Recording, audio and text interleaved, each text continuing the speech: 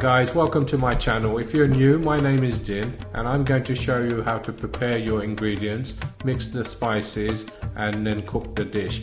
Very simple method I'm going to use, so please follow the instructions carefully. So let's cook. Hi everyone, welcome back. I'm Chef Din and now is the time to pause the video and get all your ingredients ready for this paste. Now I've had quite a few people ask me to make this paste, so I've made it all in one for you, so you don't need to get 3 different paste, you can just use this. So we've got vinegar, we have oil, we have cumin seeds, we have mace, salt. As you can see, I'm using Himalayan salt, but you can use any salt. I'm got here coriander seeds, some paprika and some whole black peppercorns. Now make sure you use good ingredients for this, because it does make a difference. I got some bay leaves, what's also known as tespata in my language, and also some Kashmiri chilies. Now this comes in big bags of Kashmiri chilies, but you know, you can always blend it down in a grinder and use it in your cooking, so you can use it up. We've got garlic and ginger here as well. There's one more ingredient we'll need, and that's tamarind. I've got a little bit of tamarind here. I'm putting it in hot water and I'm going to just break it down into a paste. We're going to add this later on in the process.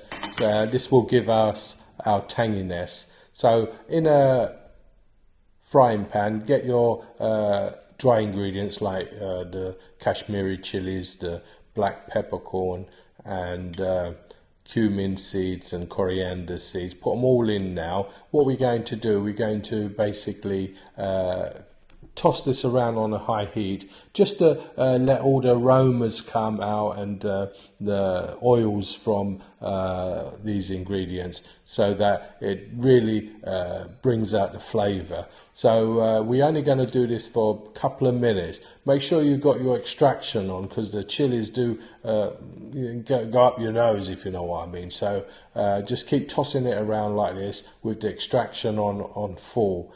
Even have the window open as well. That's what I did. Anyway, once this is done, we're going to just take it off the heat and put aside before we get to our next process. This is not normally something I usually make. I just buy it in large jars. That's what I used to do in the restaurant.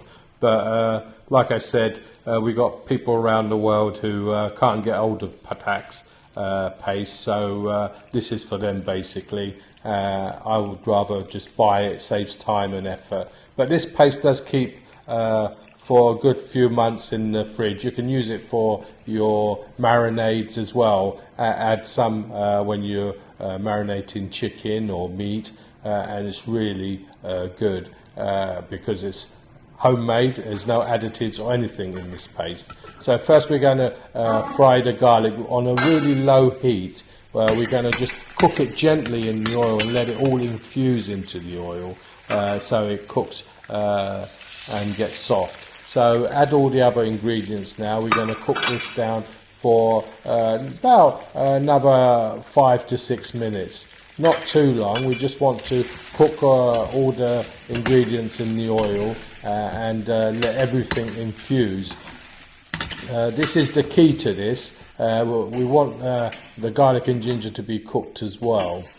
The reason I made this paste as well, there was a guy in Thailand called Gary, and he kind of sent me a message saying, but Din, you know, I've seen your video, but we can't get the paste. So I thought, you know, what do I do? Do I make this paste for him? So I thought, well, why not just make a video, and that way, that's the tamarind just gone in there, as you see. So we're going to put all that together, and the paprika. Put the paprika at the end, otherwise it will burn. So, and keep the heat very low. We're only going to cook this for a little while. In goes the vinegar. This will preserve our ingredients as well, so it lasts a bit longer. I used coconut vinegar, but you can use apple cider vinegar. if you wish, and it's just as good.